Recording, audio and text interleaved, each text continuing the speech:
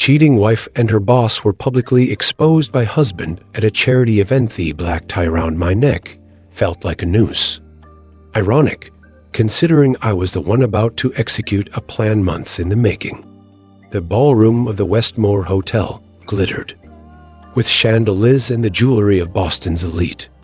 The annual Children's Hospital Charity Gala was the social event of the season and the perfect stage for the drama I was about to unleash across the room. My wife, Rebecca, laughed at something. Her boss, Marcus Cunningham, had just whispered in her ear. Her hand lingered on his arm a moment too long. Anyone watching might have dismissed it as innocent collegiality, but I knew better. I had known for 8 months, 3 weeks, and 4 days. Rebecca looked stunning in her midnight blue gown, her dark hair swept up to reveal the diamond necklace I had given her for our 10th anniversary. Marcus stood close to her, distinguished in his custom tuxedo, wedding ring glinting on his left hand. His wife, Sophia, was across the room, chatting with donors, completely unaware that her husband was sleeping with my wife. I checked my watch. 20 minutes until I was scheduled to give my speech as a major donor and board member.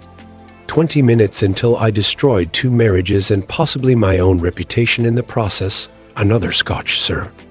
A server appeared at my elbow.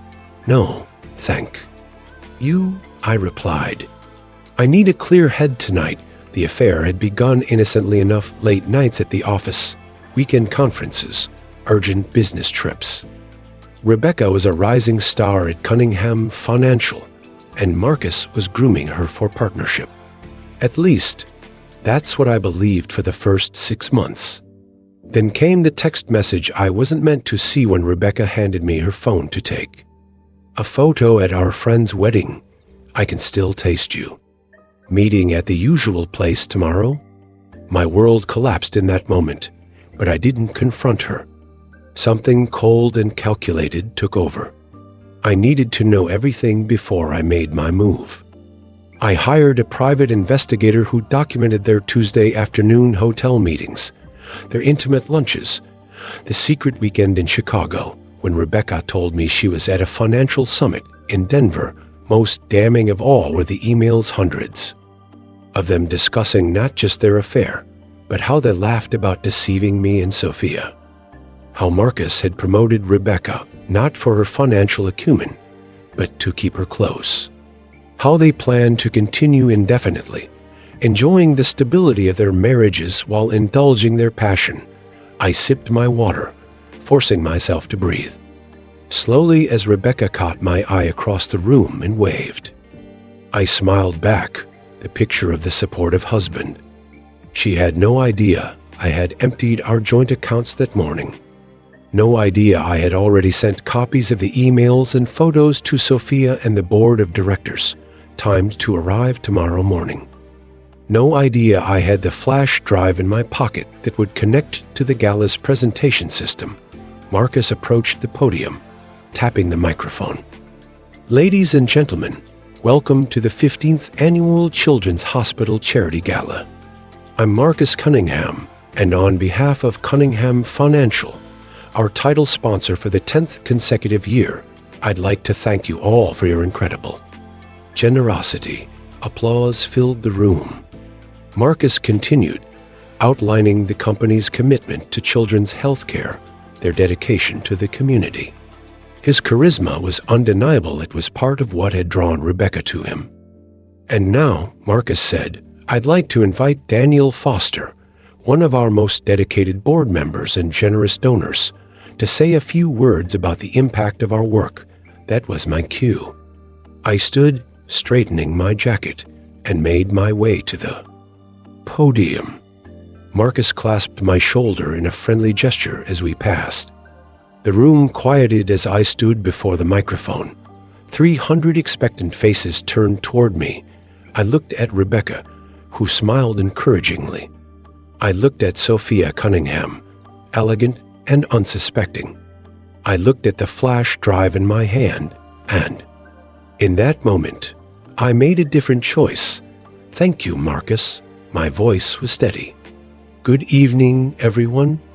I'm Daniel Foster, and like many of you here tonight, my life has been touched by the incredible work of Boston Children's Hospital.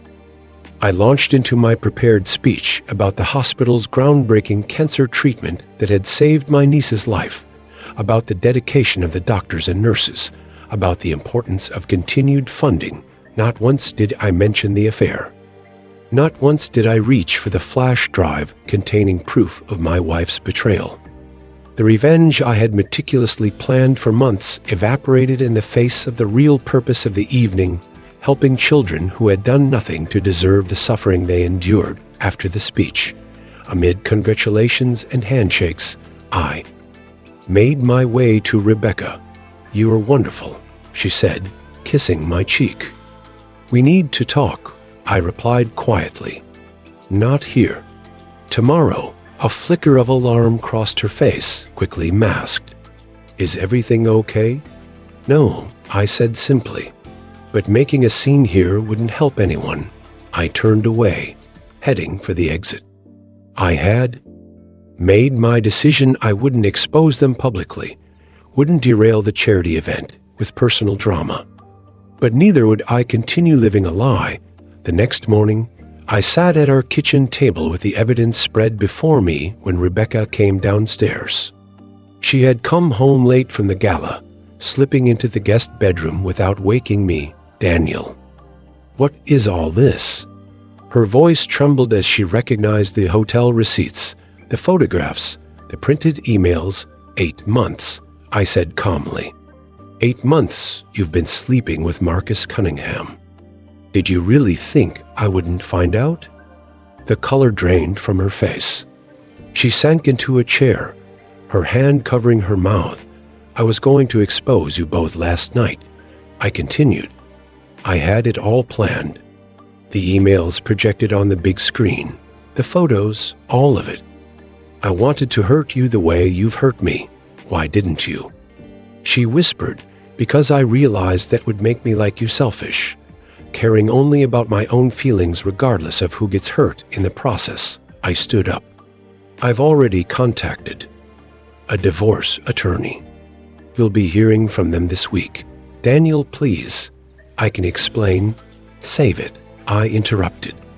"There's nothing to explain. But you should know that Sophia received copies of these emails this morning. So did the board of directors." Her eyes widened in horror. "You didn't." "I did. Not in public, not as a spectacle, but they deserve to know the truth. Marcus isn't just cheating on his wife, he's abusing his position of power at the company." Rebecca's phone began ringing. Marcus's name flashed on the screen. She ignored it, tears streaming down her face. "I loved you," I said, my voice finally breaking. "I would have done anything for you. I'm sorry," she whispered. "I never meant for this to happen, and yet you let it happen, day after day, for 8 months." I gathered the evidence into a folder. "I'll be staying with my brother for a while. I suggest you figure out where you're going to live, because the house is being sold." The fallout was swift and merciless. Marcus was forced to resign when the board discovered he had been using company resources to fund their rendezvous. Sophia filed for divorce, taking their children to her parents' home in Vermont. Rebecca lost her job and her reputation in the financial industry. I retreated from society for months, nursing my wounds in private. Friends tried to reach out, but I wasn't ready for their sympathy or their questions. The divorce proceedings dragged on, with Rebecca fighting for assets I had already protected with the help of my attorney. 6 months after the gala, I received an unexpected visitor at my new apartment. "Sophia Cunningham, I wanted to thank you," she said when I invited her in, "for having the decency to tell me privately. It would have been so much worse to find out in public. I almost did expose them publicly," I admitted. "I had it all planned," she smiled sadly. "But you didn't.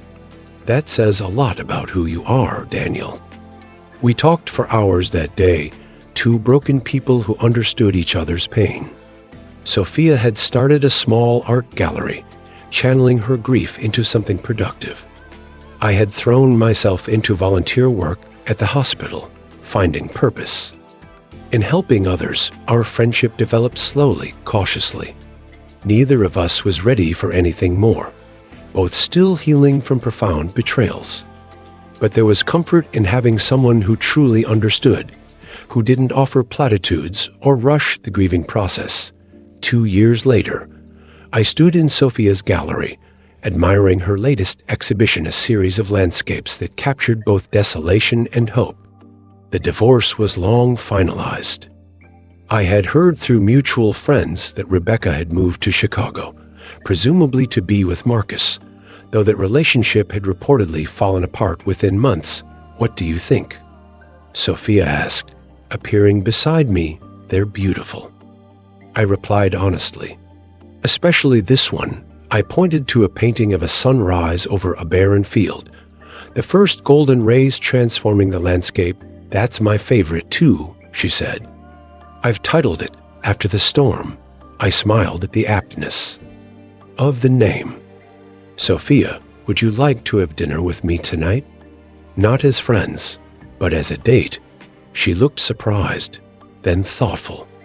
"Are you sure you're ready for that? That we're ready?" "I think we've both been healing for a long time," I said.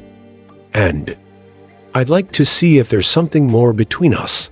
Her smile was like the sunrise in her painting, tentative at first, then radiant. "I'd like that very much." That night, over dinner, we talked about everything except our former spouses. We discussed books and films, our hopes for the future, the people we had become through adversity.